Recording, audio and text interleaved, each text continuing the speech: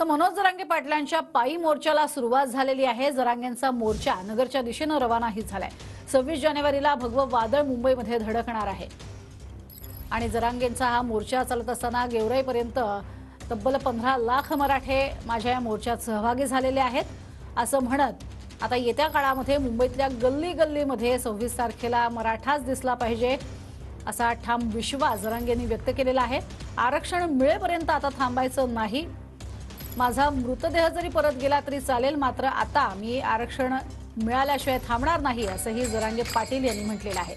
तर मनोज जरांगे पाटील यांच्या या मराठा आरक्षणासाठीच्या पदयात्रेत एकीकडे आपण बघतोय मोठा उत्साह आहे, कारण तरुणांची संख्या सुद्धा मोठी आहे आणि यात वारकऱ्यांची संख्या सुद्धा मोठ्या संख्येने आपल्याला पाहायला मिळते, कारण भजन कीर्तन करत वारकरी संप्रदायातलेही अनेक जण या संपूर्ण पदयात्रेमध्ये सहभागी झालेले पाहायला मिळतात।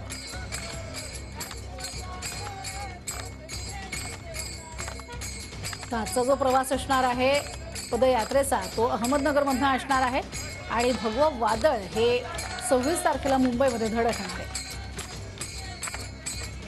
तर मनोज जरांगे पाटील यांच्या वडिलांशी संवाद साधलाय आमचे प्रतिनिधी दत्ता कनवटे यांनी। हे मनोज जरांगे पाटलांचे वडील या ठिकाणी आलेले आहेत। जरांगे पाटलांनी आपल्या पित्याचं जन्मदात्याचं दर्शन घेतलेलं आहे। बाबा, सगळा मराठा समाज तुमच्या मुलाच्या पाठीशी उभा राहिलाय। ज्या गावामध्ये लहान लहान दुडदुडू पावलं त्यांचे पळाले, त्याच गावामध्ये लाखो समाज घेऊन ते आलेले आहेत आणि मुंबईला निघालेले आहेत। कसं वाटतंय आज? चांगलं वाटतं, जनतेकरता बरं आहे ना, चांगलं आहे ना। हा, जनतेचं पुण्य आहे सगळ्याची, ती कामाला येईन ना सगळ्याच्या। हा, लेकाला कसा आशीर्वाद देताय आज? चांगलं आहे, त्या आशीर्वाद आहे त्यांना, चांगलं आहे, जनतेचं करा।